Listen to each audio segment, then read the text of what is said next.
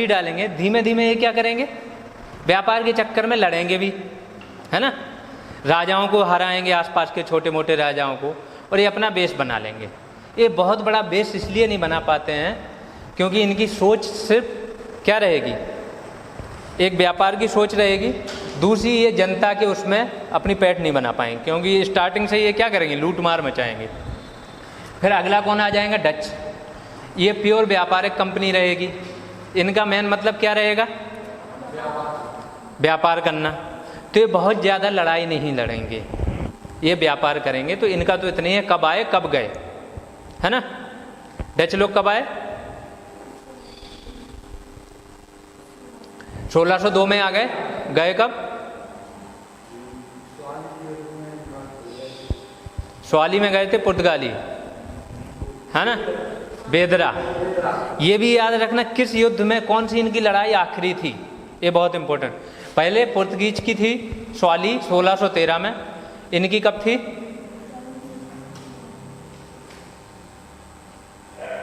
1759 बेदरा। और एक साल बाद फ्रांसीसियों की थी, कौन सी, 1760 बांडीवास, है ना। इतना इनका हो जाएगा। लास्ट आखिरी कौन से आएंगे, फ्रांसीसी 1664 में आएंगे। 68 में वो यहाँ पे फैक्ट्री डालेंगे अपनी। ये क्या रहेंगे, फ्रांसीसी इन्हीं की तरह मजबूत रहेंगे, अंग्रेज़ों की तरह। इनका मकसद सबसे पहले इन्हीं का मकसद बनेगा, जो इनका डुप्ले आएगा वो पहले अपना मकसद बनाएगा कि क्या करना है हमको, शासन भी अपने हाथ में लेना है, साम्राज्य विस्तार। सहायक संधि भी वही शुरू करता है सबसे पहले, ठीक है। तो जब उसका ये हो जाएगा तो अंग्रेज भी उससे सोचेंगे कि जब ये कर रहा है हम क्यों ना करें। इनके आपस में क्या होंगे, युद्ध होंगे। कितने युद्ध, 3 कर्नाटक युद्ध। कब से कब तक,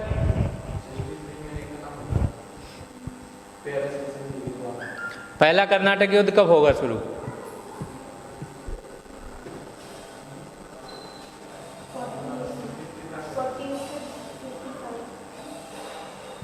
पहला है 46 से 48, है ना। 1746 से 48 क्या होगा, प्रथम कर्नाटक युद्ध किस संधि के द्वारा खत्म होगा,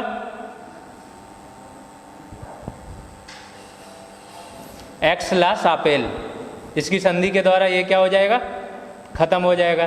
दूसरा 1 साल बाद ही शुरू हो जाएगा, 48 में ये शुरू हुआ, ये खत्म हो गया। 49 से शुरू हो जाएगा, 49 से कब तक, 55 तक दूसरा युद्ध चलेगा। 55 तक एक किस संधि के द्वारा खत्म होगा, पौंडीचेरी, है ना, पौंडीचेरी की संधि के द्वारा ये समाप्त हो जाएगा युद्ध। तीसरा युद्ध हो जाएगा कब से, 56 से 63। कुछ लोग उसको मानते हैं 58 से 63, सप्तवर्षीय बोलते हैं, तो हम लोग कब से मानेंगे, 56 से 63 तक। उसी के बीच में क्या हो जाएगा, इनकी बुरी हार हो जाएगी बांडीवास में। फिर क्या होगा, पेरिस की एक संधि होगी, पेरिस में वहाँ पे एक संधि होगी जिसके द्वारा क्या हो जाएगा, इन लोगों के बीच में एक समझौता बनेगा कि अब हम क्या नहीं करेंगे, किलेबंदी नहीं करेंगे व्यापारिक जगहों की, और सेना नहीं रखेंगे, है ना। 2 चीज़ें इनमें बनेगी। उसके बाद से इनके डायरेक्ट फेस टू फेस युद्ध क्या हो जाएंगे, समाप्त हो जाएंगे। हमने सारी बाहरी शक्तियों से इनके युद्ध क्या कर लिए, पढ़ लिए। अब कौन बचेगा, अब ये क्या करेंगे, जैसे द्वितीय कर्नाटक युद्ध कब से कब तक चल रहा था, 55 तक गया, खत्म होगा। तृतीय के बीच में ये क्या करेंगे, पलासी का युद्ध छेड़ देंगे, पलासी जीत लेंगे। बंगाल हमारा सबसे समृद्ध एरिया रहता है उस टाइम पे। बंगाल हर चीज़ के मामले में सबसे ज़्यादा समृद्ध, व्यापार, खेती, सोना चांदी, जो भी चीज़ हो बंगाल में सब चीज़ पाया जाएगा। तो ये सबसे समृद्ध रहेगा, ये उसी को जीत लेंगे। तो क्या इनको फायदा हो जाएगा। पलासी कब हुआ, 23 जून 1757 को पलासी, 1757 में, ठीक है। अब पलासी के बाद जब इनका पलासी पे अधिकार हो जाएगा तो इनको बहुत सारी चीज़ें ऐसी मिल जाएंगी जो इनको आगे युद्ध जीतने में क्या होगा, सहायता प्राप्त करेंगी। पहली, संसाधन मिल गए, मेन चीज़ तो संसाधन मिल गए। उन्हीं संसाधनों का यूज करके तुम क्या करोगे, सेना रखोगे, बड़ी सेना रखोगे तो बाहरी को हराओगे। इसके जस्ट बाद क्या हो जाएगा, दूसरा युद्ध बक्सर। कब, 1764 में ये शुरू हुआ, 64 से 65 चला, ठीक है। तो 1764 में बक्सर का युद्ध शुरू हो गया। तो जहाँ पलासी के युद्ध में इनकी कूटनीतिक जीत होती है, षड्यंत्र रच के जीतते हैं, वहीं बक्सर के युद्ध में ये क्या करेंगे, मुगल बादशाह, अवध प्लस बंगाल, इन तीनों की संयुक्त सेनाओं को ये लोग हरा देंगे। जब इनकी इतनी बड़ी सेना को ये हरा देंगे, जो मेन सेना है, तो क्या होगा,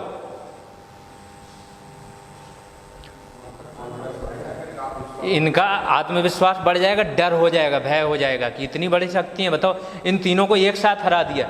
छोटे मोटे राजा तो अब हिम्मत ही नहीं करेंगे इनके सामने खड़े होने की। प्लस इनका एक साम्राज्य विशाल उस पर हो गया। अवध के साथ एक सहायक संधि कर लेंगे, सहायक संधि टाइप का ही होता है, अवध से सहायक संधि बाद में करते हैं, लेकिन यहाँ पे भी जो करते हैं वो सहायक संधि जैसा ही रहता है ना, कि तुम अपनी सेना नहीं रखोगे, खर्चा लेकिन तुम दोगे, सेना हमारी होगी, प्लस रेजिडेंट तुम्हारे यहाँ रहेगा। तो ये सारे सहायक संधि जैसी शर्तें हैं। लेकिन बाद में एक और ये लोग क्या करते हैं कि पहले कुछ कराया, लेकिन थोड़ा सा भी चेंज हुआ तो ये डॉक्यूमेंटेशन कराते हैं, साइन ले लेंगे तुमसे कि ये पुख्ता हो जाए, तो तभी की डेट मानी जाएगी जब ये बाद में एकदम साइन लेके कराएंगे। तो सहायक संधि इनकी बाद में होगी, जो मैंने बताया HMT ABPS है ना। तो इनकी 1799 के बाद संधि होगी अवध के साथ, लेकिन ये पहले क्या कर लेंगे, पहले ही अवध के साथ सहायक संधि। उससे क्या फायदा हो जाएगा,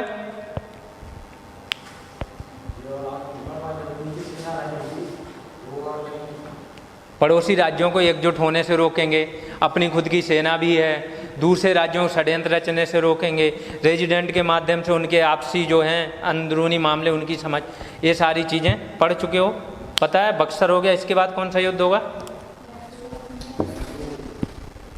मैसूर। मैसूर कब से कब तक, मैसूर कितने युद्ध हुए, 4 युद्ध हुए। मैसूर 1, 2, 3, 4, चारों का डेट बता दो कब से कब तक। हाँ,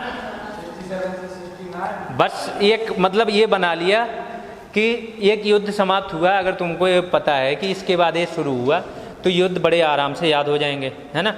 तुमको पता है कि अभी इन्होंने बक्सर ख़त्म किया, अभी संधि हुई, अब ये कोई नया फ्रंट खोलेंगे। अब इंडिया के साथ क्या हो रहा है, चाइना क्या चाह रहा है, चाइना पाकिस्तान मिलके क्या चाह रहे हैं, नया फ्रंट खोलना चाह रहे थे। उन्होंने 20,000 सैनिक भेज दिए LOC पे कि ज़्यादा फ्रंट खोलेंगे, सामने वाला घबरा जाता है कि इतने फ्रंटों पे युद्ध थोड़ी लड़ पाएंगे हम। लेकिन इंडिया पहले से ही रेडी है। जब बिपिन रावत थे अपने जनरल, उन्होंने बोल दिया था कि हम 2.5 फ्रंट पे युद्ध लड़ने के लिए तैयार हैं। 2.5 फ्रंट क्या क्या,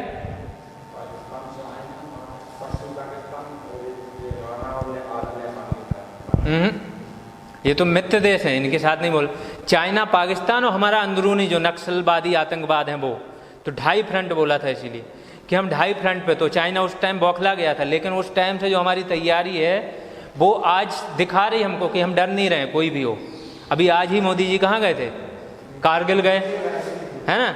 कि आदमी ये सोचता है कि उनके कल अपनी बैठक हुई इनके कमांडरों के साथ, तो उसमें सहमति बनी। चाइना का अखबार है, माउथ पीस है वहाँ की जो वो है। अभी जब मैं पढ़ाऊँगा तुमको ये चीज़ कि कौन से विदेश नीतियाँ पढ़ाऊँगा, तो उसमें पता चलेगा कि चाइना की गवर्नमेंट क्या है। वहाँ लोकतंत्र तो है नहीं, 1 पार्टी गवर्नमेंट चलती है, साम्यवादी सरकार है। तो क्या होती है, कैसा क्या, वो बाद में जान लें। वहाँ इतना समझ लो कि एक ही पार्टी है, मीडिया को उतनी आज़ादी नहीं है, ना लोगों को उतनी आज़ादी है सरकार के खिलाफ बोलने के लिए जितनी अपने यहाँ होता है ना। कोई किसी को भी कुछ बोल दे, किसी भी नेता को, छोटा मोटा नेता हो, मोदी को गाली दे देता है ना, काट देंगे, ये वो कर देंगे। लेकिन क्या होता है, ज़्यादा से ज़्यादा 1-2 दिन के लिए रहेगा, बेल मिल जाती। चाइना में ऐसा नहीं है, अपने यहाँ अभिव्यक्ति की बहुत ज़्यादा आज़ादी मिली हुई है कि किसी को कुछ बोल दिया, चलो अभिव्यक्ति की आज़ादी के नाम पे तुमको ज़्यादा। चाइना में ऐसा कुछ नहीं है। तो वहाँ का जो अखबार है ग्लोबल टाइम्स, वो माउथ पीस माना जाता है, मुखपत्र इनकी पार्टी का। तो वो जो इनकी नीतियाँ होती हैं वो क्या करता है, लिखता है पर डे अखबार में। जैसे शिवसेना का सामना है, शिवसेना जो निकालती है अखबार, उनका सामना नाम है। तो जो उनकी फीलिंग्स होती है वो लिख देते हैं उसमें। सेम चीज़ चाइना, तो ग्लोबल टाइम्स ने लिख दिया, वहाँ से न्यूज़ दे दी कि इंडिया और चाइना में सहमति हो गई कि पीछे हटेंगे धीमे धीमे। जब वहाँ से आई तो वहाँ से चीज़ आई, इसका मतलब कुछ तो हुआ होगा। अपने देश को क्या डर लगना चाहिए कि अभी कोई बड़ा नेता मत भेजो, जब सहमति बन ही गई, फिर जब कोई बॉर्डर एरिया में नेता जाता है पीएम जैसा, उसका मतलब ये होता है तुम उकसा रहे हो सैनिकों को। नॉर्मल रिश्ते चल रहे हो तो बॉर्डर एरिया में जाता नहीं है कोई, ठीक है। मोदी जी जा रहे हैं तो डर ये होना चाहिए ना कि यार जो रिश्ते पटरी पे आने वाले हैं वो नहीं आएंगे, लेकिन फिर भी कोई डर नहीं, क्योंकि हम पहले से ही तैयार बैठे हैं कि हमको 2.5 मोर्चे पे हम इनसे निपट सकते हैं, अब निपट लो जैसे निपटना है ना। तो सेम चीज़ मैसूर पे आते हैं, ये एक फ्रंट बंद करते थे, अगला फ्रंट खोल देते थे, एक साथ 2 फ्रंटों पे नहीं लड़ते थे। फ्रंट मतलब 2 जगह, 2 अलग अलग शत्रुओं से हम युद्ध कर रहे हैं, तो 2 अलग अलग फ्रंट हो गए। ये संधि, हाँ, जब इनको लगेगा 2 फ्रंट खुले हुए हैं, एक से संधि कर लेंगे, अगले के साथ पहले युद्ध, जो बड़ा शत्रु होगा उससे निपटो। अब टीपू सुल्तान, मैंने लिखा है कि अंग्रेजों का सबसे बड़ा शत्रु क्यों था? उसके आधुनिक विचार थे, उसकी जो अर्थव्यवस्था थी, जो वो अर्थव्यवस्था को सुधारने की कोशिश कर रहा था, सेना बना रहा था, आधुनिकीकरण, किसानों से प्रत्यक्ष संबंध, राजस्व सुधार, ये सारी चीज़ें। तो उसने क्या सोचा, जबकि मराठा टीपू सुल्तान से बहुत मजबूत थे, मराठे हर जगह परेशान करके रखे थे, लेकिन वो पहले मराठों से नहीं भिड़े। ठीक, तो पहला मैसूर कब से होगा? दूसरा 1767 से 69 हो गया है। दूसरा 84, ये 4 साल चलेगा। फिर तीसरा 1790 से 92 और आखिरी 1799। ये संधि बता दो तीनों की, चारों की। हाँ, मद्रास, मंगलौर, ऐसे नाम याद करने पड़ेंगे, एक ऑर्डर में याद कर लिया करो, हो जाते हैं, ठीक है। मद्रास, मंगलौर, तीसरा ये अपनी राजधानी में लड़ते हुए हारेगा, कौन सी? श्री रंगपट्टनम, और यहीं पे बाद में आखिरी युद्ध में मारा भी जाएगा, ठीक है। तो 2 ही संधि याद करनी है, मद्रास और मंगलौर, है ना। ठीक, मैसूर युद्ध समाप्त हो गए। आखिरी युद्ध कौन सा आया इसके बाद? अगला मराठा आए। मराठा से कितने युद्ध होंगे? 3 युद्ध। कौन कौन से? 1, 2, 3। कब से कब तक? हाँ, 1775 से 82, 82। दूसरा 1803 से 5। तीसरा 1817 से 18। तीनों युद्ध हो गए। इनमें क्या क्या संधि होंगी?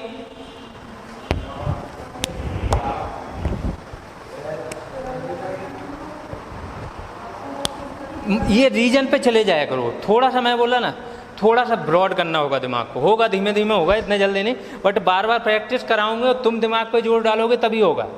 तुमको अगर कहना छोड़ दूंगा तो बिल्कुल नहीं होगा। फिर जैसे नॉर्मली सब पढ़ रहे हैं वैसे ही होगा, है ना।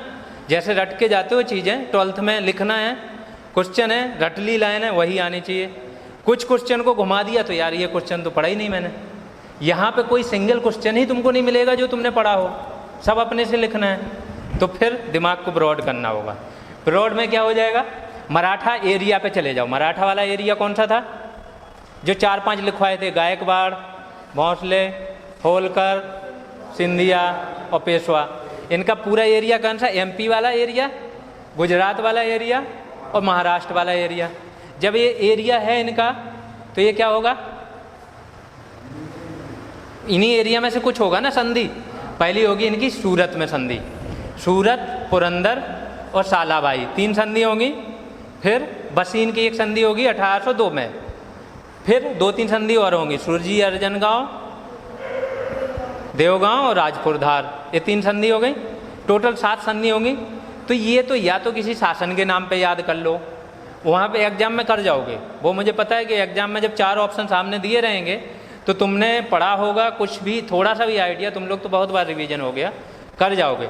लेकिन अब ऐसा आइडिया डालो कि हमारे सामने ऑप्शन नहीं भी हो तब भी हमको याद आए, है ना, वो आदत डाल लो। मराठा हो गए। अब फिर कौन आएंगे?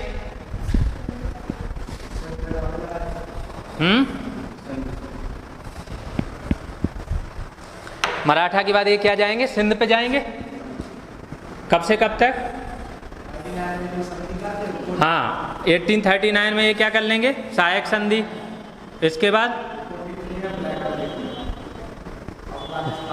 43 में सिंध का क्या कर देंगे, विलय कर देंगे, क्योंकि हाँ, इसके पहले एक बाहरी युद्ध हो गया था, अफगान युद्ध। और इस युद्ध के बारे में अभी इसमें भी पढ़ोगे, 1857 के संग्राम में इस युद्ध का महत्व था, अफगान वाले का, क्योंकि यहाँ अंग्रेज़ों की हालत बहुत ख़राब हुई थी। तो जहाँ पे भी बड़ा दुश्मन नुकसान हो उसका ज़्यादा, उससे बहुत सारे लोग प्रेरणा ले लेते हैं, तो इससे भी प्रेरणा लेंगे लोग। अफगान युद्ध कब हुआ था? 39 से 42। ये सिंध में ही हुआ था, भूमि सिंध की थी। युद्ध कहाँ हुआ? अफगानिस्तान से हुआ, लेकिन सिंध की भूमि पे हो रहा है युद्ध। सिंध वाले इनका साथ दे रहे हैं, युद्ध में भी साथ दे रहे हैं, अपनी भूमि भी दी, फिर भी ये क्या करेंगे, इनका विलय कर लेंगे बाद में। ठीक है, तो अफगान हो गया, सिंध हो गया, फिर कौन सा युद्ध? पंजाब, है ना। कब से कब तक? पंजाब में कौन रहता है? महाराजा रणजीत सिंह, है ना। कौन सी मिसल के थे? 12 मिसल होती थी पंजाब में। सिंध में क्या होते थे? अमीर होते थे 4। पंजाब में 12 मिसल रहेंगी। शुक्रचर्या मिसल के ये रणजीत सिंह रहेंगे। रणजीत सिंह सारी मिसलों को इकट्ठा करेंगे, इकट्ठा करके एक सशक्त सेना बनाएंगे, अंग्रेजों के साथ कूटनीतिक संधि कर लेंगे। कौन सी? अमृतसर की संधि, है ना। हाँ, सतलज नदी के इधर तुम नहीं आओगे और उस तरफ ये नहीं आएंगे, मीन सतलज नदी के पश्चिम तरफ अंग्रेज नहीं आएंगे, पूरब तरफ ये नहीं आएंगे। रणजीत सिंह का साम्राज्य भी कहाँ तक फैला हुआ था? लाहौर, कश्मीर, हिमाचल, ये सारा। ठीक है, रणजीत सिंह एक लाहौर में क्या करेंगे, तोप बनाने का कारखाना लगवाएंगे, सेना का आधुनिकीकरण करेंगे, बहुत सारी चीज़ें ये भी करेंगे। ये जब तक रहेंगे 1792 से 1839 तक ये रहते हैं, तब तक अंग्रेज इनके राज्य को छूते भी नहीं हैं। जैसे ये मरेंगे 1810 साल के अंदर, मीन्स 1849 तक क्या कर लेंगे अंग्रेज, इनका विलय कर लेंगे। 49 में दूसरा युद्ध हुआ, तो इनका 2 युद्ध पंजाब के सन लिख लो उनका। हाँ, पंजाब के 2 युद्ध 1 और 2, 1845 से 46 और 48 से 49। इस युद्ध से भी सीख मिलेगी किनको? क्योंकि ये भी पास में ही हो रहा है ना। 49 से 57 कितना टाइम बाकी है? 7-8 साल, है ना। इस युद्ध से भी लोगों को लगेगा कि जब पंजाबियों ने भी इनको कई बार अच्छे से सामना किया है, जब लड़ सकते हैं। पहले अंग्रेजों के मामले में ये धारणा रहती है कि ये लोग अजेय हैं, इनसे कोई जीत ही नहीं सकता। धीमे धीमे लोगों की ये धारणाएं क्या होंगी, टूटने लगेंगी। तो पंजाब हो गया, फिर सिख, यही हो गया ना पंजाब। जाट थे नहीं, इंडियन राज्य खत्म सारे, है ना। अब कुछ विदेशियों से है, एक सगोली की संधि नेपाल, भूटान से तो ऐसे ही लेके वो कर लेते हैं, है ना। फिर कौन बचा? म्यांमार से 3 युद्ध हैं, 24 से 26, 1852 दूसरा युद्ध, है ना, और तीसरा 1885। और 1935 में क्या कर देंगे, म्यांमार को अलग कर देंगे इंडिया से। ठीक है, इसके बाद म्यांमार के बाद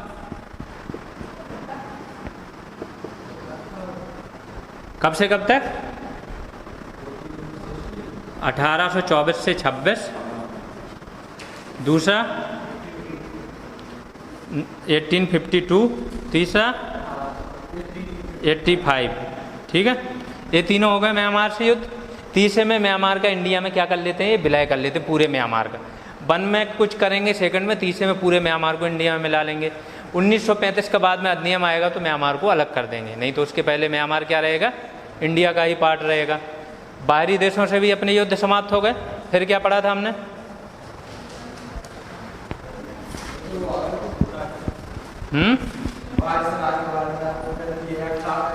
1 by 1 करके हम लोगों ने वायसराय देखे थे, मेन वो तुम लोगों ने लिख लिए हैं, है ना। कहाँ से शुरू हुआ था? वारेन हेस्टिंग्स से, फिर कॉर्नवालिस, बेलेजली, ऐसे करके 1 बाई 1 करके मैन उनके राज्य में क्या इम्पोर्टेंट काम हुआ वो देख लिया। फिर क्या देखा अगला?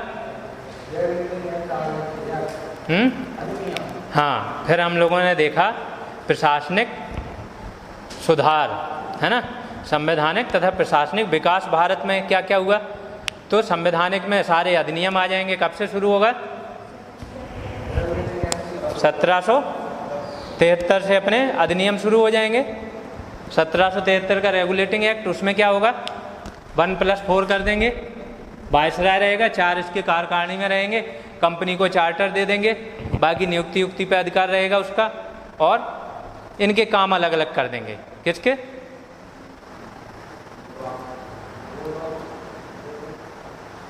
बोर्ड ऑफ कंट्रोल, ये अगली बार में बनेगा 1784 में, पिट्स इंडिया एक्ट में, हाँ, उसमें बन जाएगा बोर्ड ऑफ कंट्रोल और कोर्ट ऑफ डायरेक्टर्स। ठीक है, ये सारी चीज़ें रहेंगी 1 बाई 1 करके सारे अधिनियम। 1813 के चार्टर अधिनियम में क्या होगा? कंपनी का व्यापारिक एकाधिकार क्या कर देंगे ये लोग? समाप्त कर देंगे 1813 में। 1800 सिर्फ 2 चीज़ों को छोड़ के, क्या क्या? चाय और चीन के साथ व्यापार, है ना। फिर दूसरा 1813 में दूसरा बड़ा काम क्या होगा? शिक्षा के लिए 1 लाख रुपए, और मिशनरियों को क्या कर देंगे? सरकार की आज्ञा लेके मिशनरी अपना धर्म प्रचार कर सकती हैं। ये 3 चीज़ें। फिर 1833 में होगा, तो ये क्या करेंगे? 1+3 हो जाते हैं ये। कब? 1784 या 1786 का एक वो एक्ट आता है, कौन सा? संशोधन एक्ट। उसमें क्या कर देंगे? इसकी एक संख्या घटा देते हैं, 1+3 कर देते हैं, है ना। फिर जब आएगा ये कब? 1833 वाला 1+3 रहेगा, लेकिन मैकाले को एक क्या कर देंगे? ये जोड़ देंगे कि एज अस्थायी सदस्य तुम जुड़ जाओ। और जब 1853 वाला आएगा उसमें उसको स्थायी कर देंगे। और 1853 में एक चेंज और होगा, क्या? 6 अतिरिक्त सदस्य जोड़ेंगे।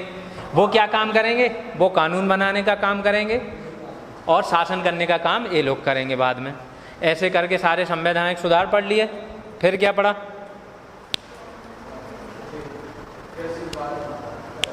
आर्थिक नीतियाँ इनकी हम लोगों ने पढ़ी।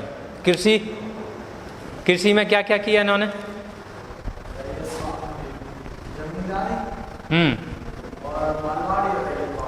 3 हम लोग वो पढ़ेंगे, जमींदारी, रैयतवाड़ी, और तीसरा महालवारी। किस किस ने शुरू की थी?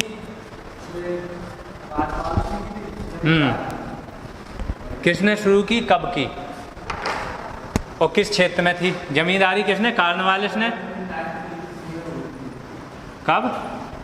1793। ठीक है। किस क्षेत्र में? बंगाल, बिहार, उड़ीसा तथा बनारस। रैयतवाड़ी कब शुरू हुई? 1820 में। किस किस उसमें? मुनरो थे और एल्फिंस्टन, है ना। थॉमस मुनरो, कैप्टन रीड थे एक, कैप्टन रीड।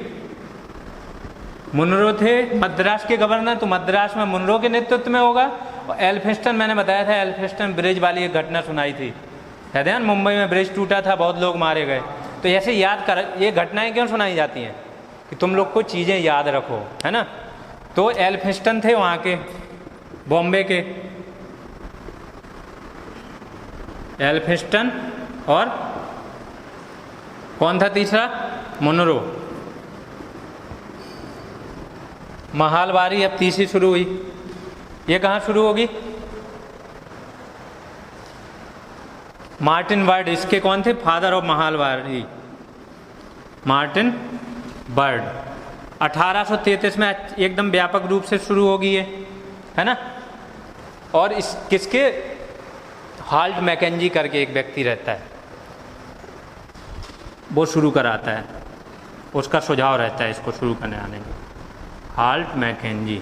तो ये आते हैं किस व्यवस्था में, कौन शामिल था, क्या था। रैयतवारी में क्षेत्र क्या रहेगा इसका?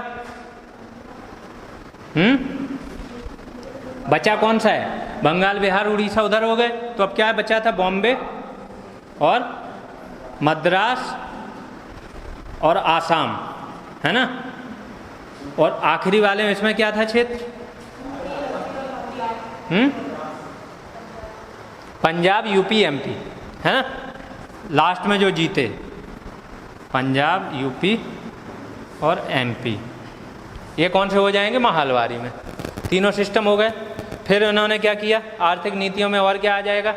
ये तो कृषि हो गया, कारण समझ लिए हो, कृषि पे क्या प्रभाव पड़ा वो जान गए हो, है ना। किसानों की दशा क्या हुई वो सारी चीज़ जान गए। फिर क्या होगा? उद्योग पे आएंगे। उद्योगों को इन्होंने तबाह कर दिया। चरण वाइज पढ़ लोगे, पहले चरण में क्या हुआ, दूसरे में कैसे तबाह हुए, तीसरे में कैसे हुए। कुछ नए उद्योगों की स्थापना हुई तो 2-4 महीने लिखा दिए थे टिस्को वगैरह कि कब क्या हुआ, उद्योग खत्म। फिर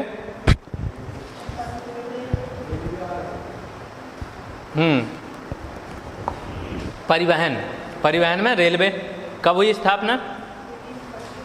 1830 में कहाँ हुई?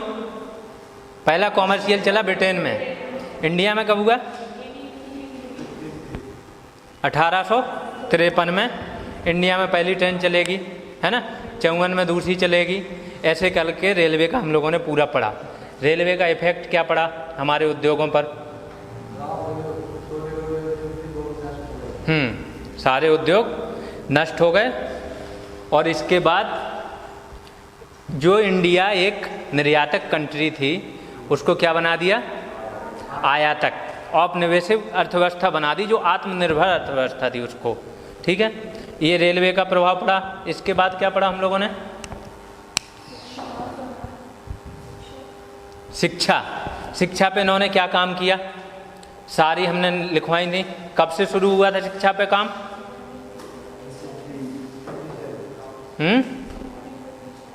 1757 से शिक्षा पे क्या काम हुआ?